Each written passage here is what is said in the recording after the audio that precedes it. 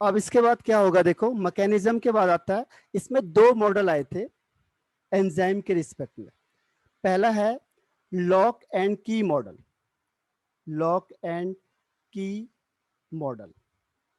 तो इसके दो मॉडल दिए हुए हैं।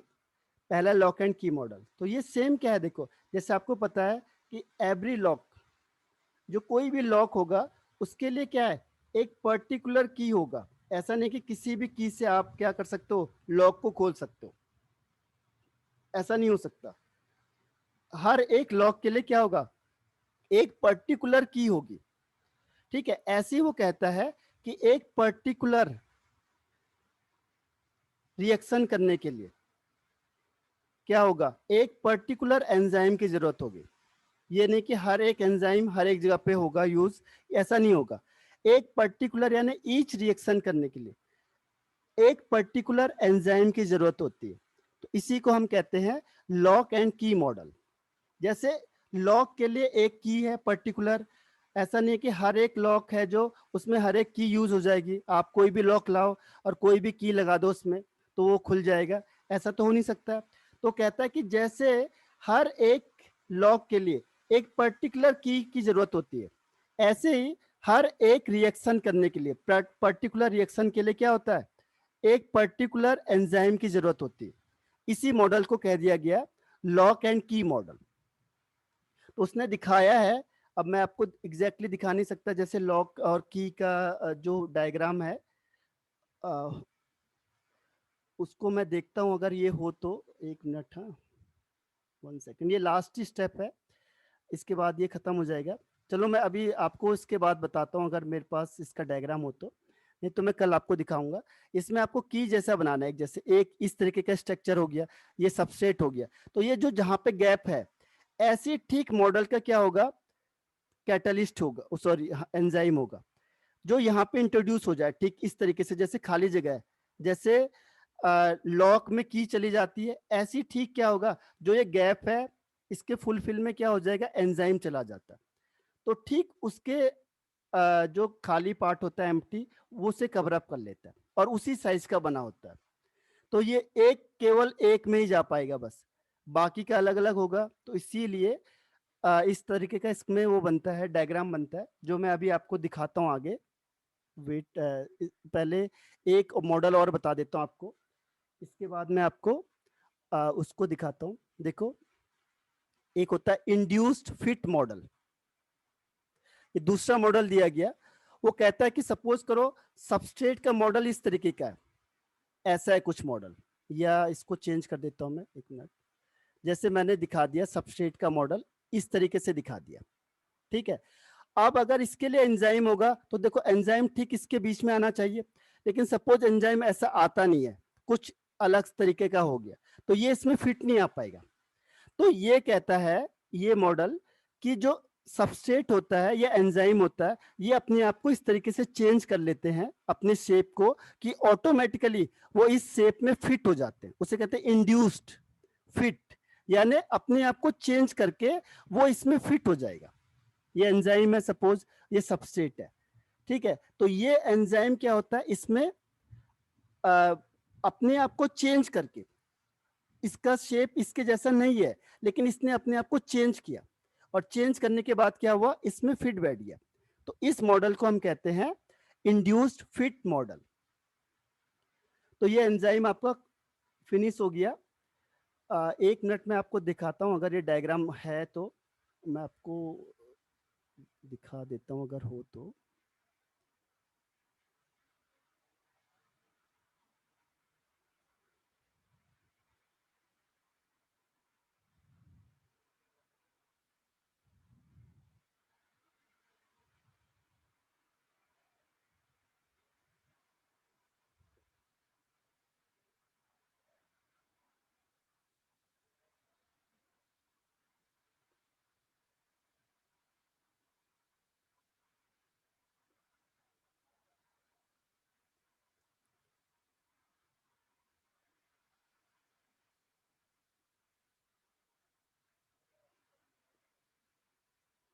ये देखो ये एंजाइम है, आपको एंजाइम के यहाँ पे मैं आपको दिखा देता हूँ कि जो इसमें भी दिखा देता हूँ मैं आपको। ये देखो, जो सुक्रोज है इससे ग्लूकोज या फ्रुक्टोज पे बना रहे हैं हम लोग, तो एंजाइम जो यूज होता है उसका नाम क्या है? इन्वर्टेज एंजाइम है।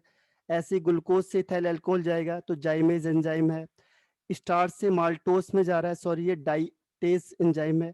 माल्टोस से ग्लूकोज में जाएगा तो माल्टेस एंजाइम है। यूरिया से अमोनिया और CO2 में जाएगा तो यूरेज एंजाइम है। प्रोटीन से अमाइनो एसिड बनेगा तो पेप्सिन एंजाइम है। ठीक है, इसमें ज़्यादा इसकी वो दी नहीं हुई है। जो हाईली एफिशिएंट है, हाईली स्पेसिफिक है, हाईली एक्टिव होता है, और हाईली एक्टिव है जो पीएच इसमें दिया हुआ जनरली 5 to 7 है। और इसमें जो को फैक्टर मैंने कहा था, को फैक्टर है कोएंजाइम होते हैं जो एक्टिविटी को बढ़ा देते हैं, जो ये मेटल्स वगैरह होते हैं। ठीक है, इसे कोएंजाइम्स भी कहा जाता है। मैकेनिज्म में देखो, मैकेनिज्म है जो इसमें,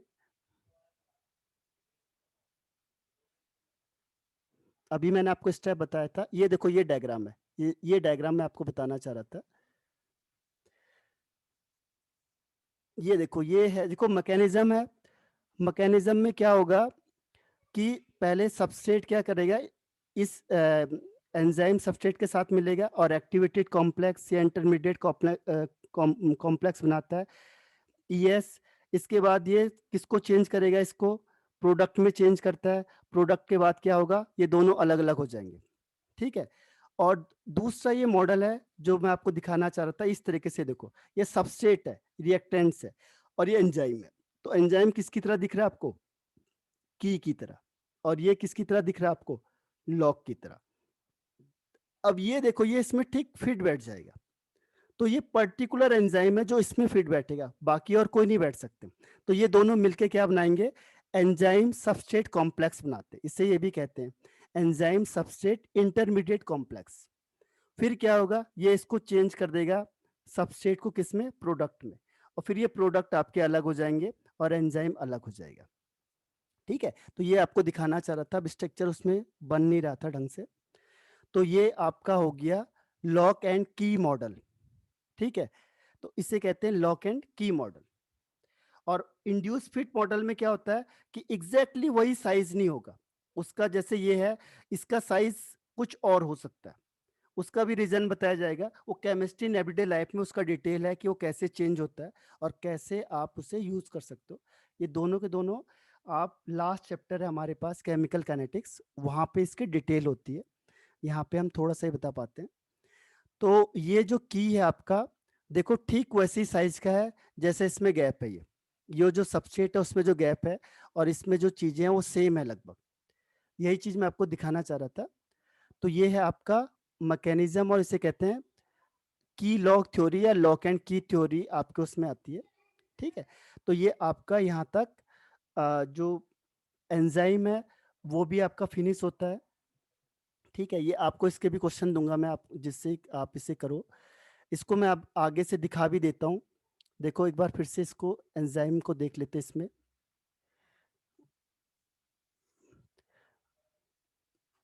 एंजाइम में क्या था हमारे पास? एंजाइम ये है, इसमें ज़्यादा कुछ खास दिया नहीं है। इसमें है कि देखो, सबसे पहला है कॉम्प्लेक्स नाइट्रोजनस ऑर्गेनिक कंपाउंड होता है जो लिविंग प्लांट से एनिमल से होता है। दूसरा, ये प्रोटीन से मिलके बनता है, जितने भी एंजाइम होंगे वो प्रोटीन से होते हैं। इनका मॉलिक्यूलर मास बहुत ज़्यादा होता है, और जैसे आप इसे वाटर में डिजोल्व करोगे तो कोलाइडल सॉल्यूशन बन जाता है। इसे बायोकेमिकल कैटलिस्ट भी कहते हैं, और इस रिएक्शन को कहते हैं बायोकेमिकल कैटालाइसिस। ये रिएक्शन है, लेकिन इसको चेंज कर देना, कैटालाइसिस होगा। ठीक है, अब इसमें ये एंजाइम के नाम याद रखने आपने। स्टार्च से माल्टोज के लिए डाइटेस है, ये माल्टोज से ग्लूकोज के लिए माल्टेस है, थोड़ा सा उसे चेंज कर देना। स्टार्च से माल्टेस में डाइटेस है ये। ठीक है, करेक्टरिस्टिक्स तो मैंने आपको बहुत सारी बताई है, इसमें कम है, और ये मैकेनिज्म है इसकी। ठीक है, तो ये एंजाइम का पोर्शन भी आपका क्या होता है? फिनिश होता है। इसमें ज़्यादातर क्वेश्चंस किस में आते हैं? ये ऑप्टिमम टेम्परेचर किसे कहते हैं? जनरली देखो, रूम टेम्परेचर से 310 तक दिया हुआ है इसने। ठीक है, यानी 25 डिग्री सेल्सियस का 37 का मतलब क्या हुआ लगभग? 37 का मतलब 310 डिग्री सेल्सियस। तो 298 से 310 को ये ऑन एन एवरेज मान लेते हैं। दूसरा 5 to 7 है, लेकिन 7.4 है जो ये हाईली एक्टिव होता है जिस टेम्परेचर में और जिस पीएच में, ठीक है। और अगर हम इसमें कोई नॉन मेटल यानी मेटल डालते हैं यानी नॉन प्रोटीनस पार्ट डालते हैं जिसकी वजह से इसकी एक्टिविटी ज़्यादा हो जाती है, तो उसे हम कोएंजाइम कहते हैं या कोफैक्टर और एक्टिवेटर्स कहते हैं जो एक्टिविटी को बढ़ा देता है। इसके अलावा इसमें पॉइजन्स होता है जो रेट ऑफ रिएक्शन को डिस्ट्रॉय कर देता है एंजाइम की और कम कर देता है, तो उसे कहते हैं इनहिबिटर्स। तो एंजाइम था, ये छोटा सा ही पोर्शन था। इसमें एग्जांपल में इंडस्ट्रियल हैं, इसके यूज़ बहुत सारे यूज़ हैं जो इंडस्ट्री में है। उसका भी मैं आपको ऐसा बना दूंगा जिससे आप देख सकते हो, ठीक है। तो इसमें से देखो आप क्वेश्चन आंसर से इसके क्वेश्चन आंसर एक बार करके देखो आप लोग। मेन है इसके क्वेश्चन आंसर ही करना।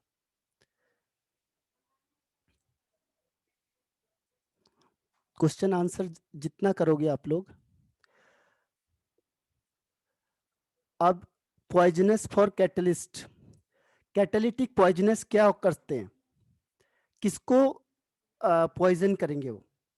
जो कैटालिटिक पॉइजन्स होते हैं, सोचना इसको जरा कि देखो 3 क्वेश्चन है इसमें। पहला है कैटालिटिक पॉइजनस आर, ये कैटालिस्ट को पॉइजन करेगा या रिएक्टेंट को पॉइजन करेगा या प्रोडक्ट को पॉइजन करेगा या फिर किसी को नहीं करेगा। तो 4 ऑप्शन है, सोचो जरा इसके बारे में। सेकंड है देखो, catalyst is more effective in, जब आप फाइनली पाउडर में चेंज कर दोगे उससे, या कोलाइडल स्टेट में, या रफ सरफेस बना दोगे, या ऑल ऑफ दिस, किस केस में कैटलिस्ट सबसे ज्यादा हाईली रिएक्टिव होता है या इफेक्टिव होता है। अच्छा, कोई आंसर दे रहा है, चलो पूछ लेता हूँ, मैं देख लेता हूँ। ओके श्रुति, वेरी गुड। इसके अलावा और कोई आंसर? तो ये मैं आपको भेजूंगा, यहाँ हम इसे सॉल्व करेंगे। देखो मैंने अभी आपको जोलाइट बताया, तो आप बताओ जोलाइट क्या होगा इन तीनों में से। 3 ऑप्शन है आपके पास जोलाइट का। वाटर सॉफ्टनर होता है यानी वाटर को सॉफ्ट करने के काम करेगा, या ये कैटलिस्ट है, या ये दोनों है, या ये कोलाइड है। तो इन तीनों में से क्या आंसर हो सकता है, चारों में से?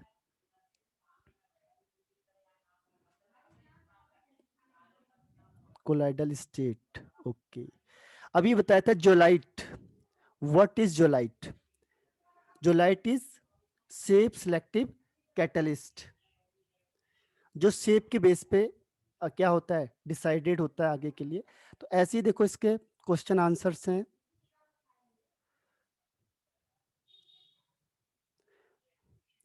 तो इसमें है पहला उसने श्रुति ने सही बताया है कि जो कैटालिटिक पॉइजनस होते हैं वो पॉइजनस क्या करते हैं, कैटलिस्ट को डैमेज कर देते हैं। पॉइजनस किस पे काम करेगा, कैटलिस्ट पे काम करता है हमेशा। सेकंड, कैटालिटिक इफेक्टिव कब होगा, ये चारों स्टेट में। जब आप छोटे छोटे पीसेस में तोड़ दोगे तो उसका सरफेस एरिया बढ़ जाता है, कोलाइडल स्टेट सबसे बेस्ट माना जाता है। रफ सरफेस करोगे तो उसमें एड्जॉर्प्शन ज़्यादा होता है, और एड्जॉर्प्शन ज़्यादा होने से वो कैटलिस्ट का काम ज़्यादा करेगा। इसलिए जो ड्रग्स वगैरह होते हैं ये कोलाइडल साइज की बनाई जाती है, जिसकी वजह से वो सरफेस एरिया ज़्यादा कवर अप करेगा। तो ऑल ऑफ दीज है सेकंड का आंसर। और तीसरे का आंसर थर्ड है, वाटर सॉफ्टनर भी है, लेकिन यहाँ पे हम कैटलिस्ट के फॉर्म में से ज़्यादा यूज़ करते हैं। अब देखो ये क्वेश्चन आंसर्स आ गए आपके सारे, जिसमें आपको शुरू से तो मैं आपको क्वेश्चन दूंगा पहले इसके और दूसरे वाले भी, ताकि आप करो से सॉल्व और फिर हम डिस्कस करेंगे उससे। तो एक बार आप खुद ट्राई करोगे जैसे, तो उससे आपको हेल्प ये मिलेगी कि आपको हर एक क्वेश्चन समझ में आ जाएगा।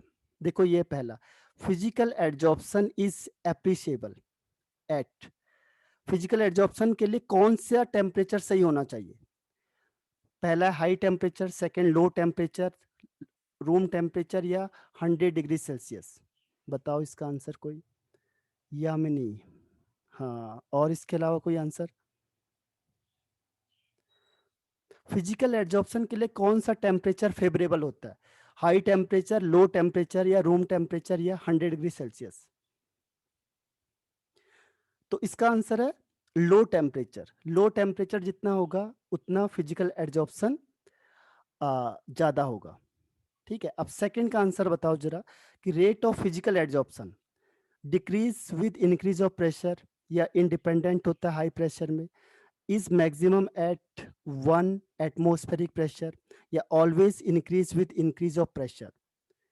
इसमें से कौन सा, देखो अगर आपको जो भी सही लग रहे हैं, सबसे ज्यादा सही कौन सा वही हम उसे सही मानेंगे। तो कौन सा आंसर पे आप जाओगे, 1 2 3 या 4? रेट ऑफ फिजिकल एड्जॉर्प्शन,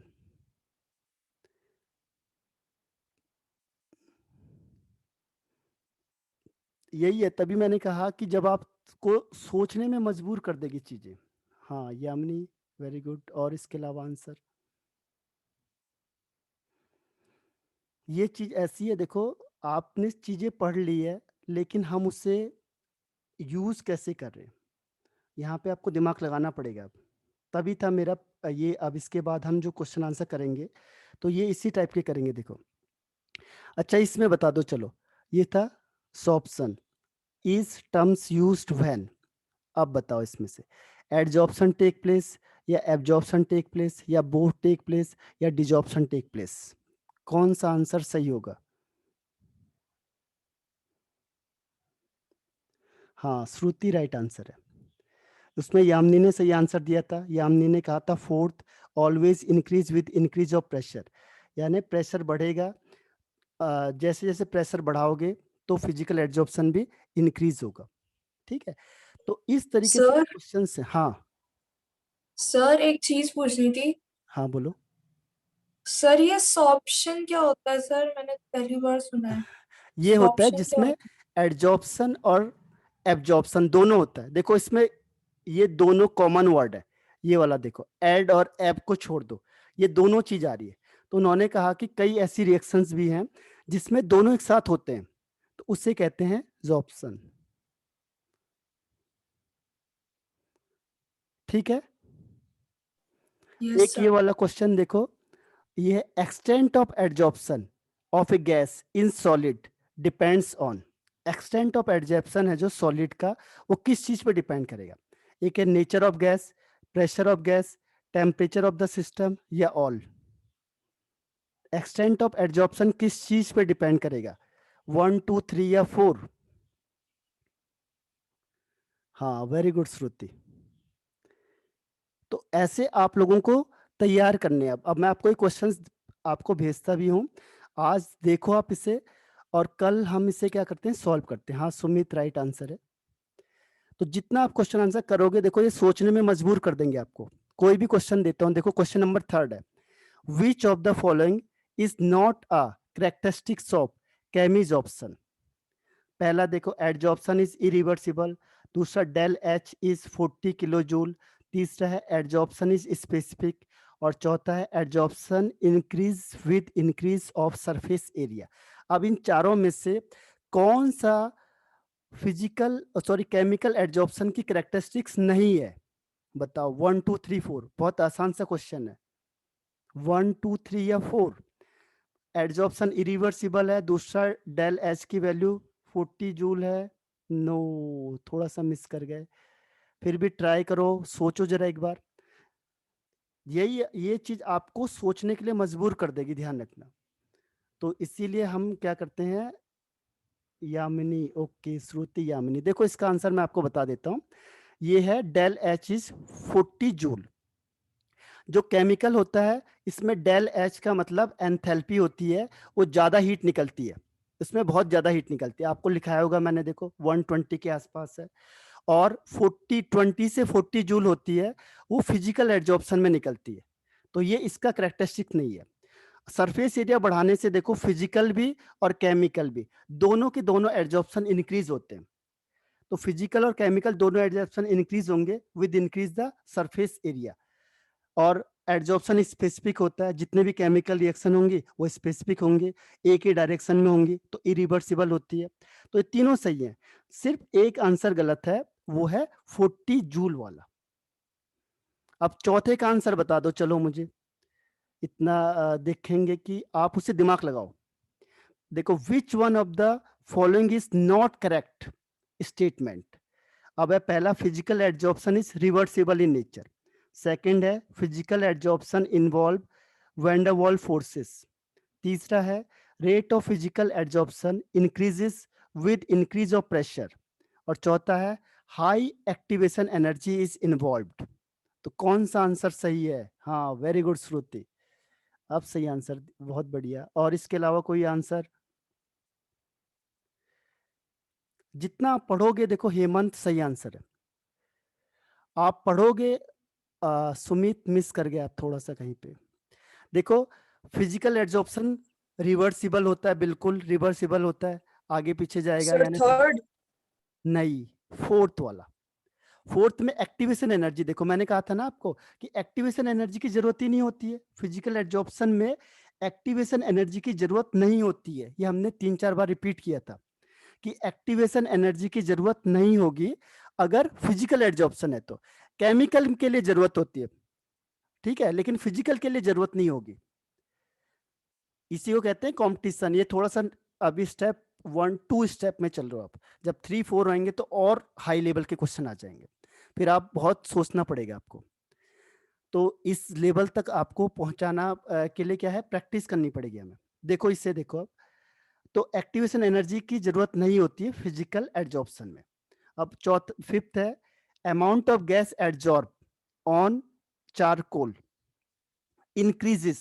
किस केस में इंक्रीज होगा? अब देखो आपके पास कंडीशन दे दी, पहला टेम्परेचर और विद इंक्रीज, देखो लिखा है increase with temperature and pressure. दूसरा टेम्परेचर इंक्रीज होगा लेकिन प्रेशर डिक्रीज होगा। थर्ड है प्रेशर इंक्रीज होगा लेकिन टेम्परेचर डिक्रीज होगा। और नन ऑफ दिस, कौन सा आंसर पे जाओगे आप? बताओ 1, 2, 3 या 4? Sumit very good. और कोशिश करके देखो। नहीं, एड्जॉर्प्शन है, इसको मान के चलो फिजिकल एड्जॉर्प्शन हो रहा है, तो फिजिकल एड्जॉर्प्शन में कौन सी चीज ज्यादा होनी चाहिए और कौन सी कम होनी चाहिए? थोड़ा दिमाग लगाओ। फिजिकल मतलब गैस, गैस कैसे उसमें ज्यादा एड्जॉर्ब होगी बताओ? अगर आपने टेम्परेचर बढ़ाया तो क्या गैस ज्यादा होगी? खुद सोचो आप, अगर आपने टेम्परेचर बढ़ा दिया तो क्या गैस वहां पे रुकेगी? No sir. हाँ, तो इसका मतलब डिक्रीज हो गया ना। Shruti very good. तो इसका मतलब टेम्परेचर डिक्रीज होना चाहिए, और प्रेशर को आप जितना इंक्रीज करोगे उतना क्या होगा, एड्जॉर्प्शन ज्यादा हो जाएगा। यानी आंसर थर्ड होगा। देखो ये है थर्ड आंसर, ये प्रेशर इंक्रीज होना चाहिए लेकिन टेम्परेचर डिक्रीज होना चाहिए। ठीक है, तो हम ऐसे ही क्वेश्चन आंसर करते हैं, मैं आपको ये भेजता हूं एक बार, आप इसे सॉल्व करके देखो। देखो इसमें छोटी छोटी चीजें, जैसे मैंने आपको कहा ना अभी तक जो हमने पढ़ाया था, वो सारी छोटी चीजें इसमें इंक्लूड हो जाएंगी। जैसे ये एक और क्वेश्चन बता देता हूं मैं आपको, ये 12 वाला देखो, which forms multi molecular layer.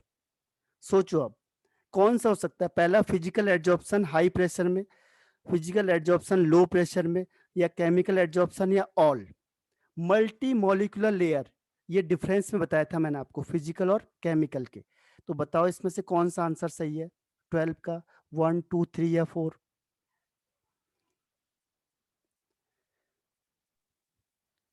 Chemical. No. हाँ, श्रुति ने सही आंसर दिया है। इसके अलावा और कोई? मल्टी लेयर किस में बनेगा? मल्टी लेयर बनता है फिजिकल में अंडर हाई प्रेशर। जब आप फिजिकल और केमिकल का डिफरेंस पढ़ोगे तो उसमें लिखाया था मैंने कि जो मल्टी लेयर होता है वो फिजिकल एड्जॉर्प्शन में, लेकिन हाई प्रेशर के साथ, क्योंकि प्रेशर कम करोगे। देखो इसने और स्पेसिफाई कर दिया, फिजिकल एड्जॉर्प्शन फिजिकल एड्जॉर्प्शन, अब इसमें कंफ्यूज हो जाएंगे। तो इसमें ध्यान रखना है हाई प्रेशर में, क्योंकि जब ज्यादा प्रेशर करोगे तभी तो लेयर ज्यादा बनेगी गैस की। अगर लो प्रेशर दोगे तो सारी गैस उड़ जाएगी बाहर, तो एक ही लेयर दिखाई देगी आपको। तो इसमें क्या होगा, physical adsorption with high pressure, ठीक है, लो प्रेशर नहीं होगा। तो इसको ध्यान रखना है आपने कि कॉम्पिटिटिव के लिए क्या है, हमें ऐसे क्वेश्चन करने पड़ेंगे, और ये हैं जो आपके माइंड को बिल्कुल ओपन कर देंगे, क्योंकि इसमें आपको दिमाग लगाना पड़ेगा। जो अभी तक हमने पढ़ा था वो नॉर्मल चीजें थी कि जो आपने पढ़ी अभी तक, अब जब क्वेश्चन आंसर करने बैठोगे ये, अब इसमें आपको सोचना पड़ेगा हर एक चीज को कि हम क्या कर सकते हैं। ठीक है, तो इसीलिए मैं आज इसको क्वेश्चन देता हूं आपको, और आप उसको क्या करो, सॉल्व करके देखो, और कल फिर हम उसे डिस्कस करेंगे। ठीक है, तो मैं आज यहीं पे ऑफ करता हूँ मीटिंग को, और कल हम इसको क्वेश्चन आंसर करते हैं। ठीक है, बाय बाय एंड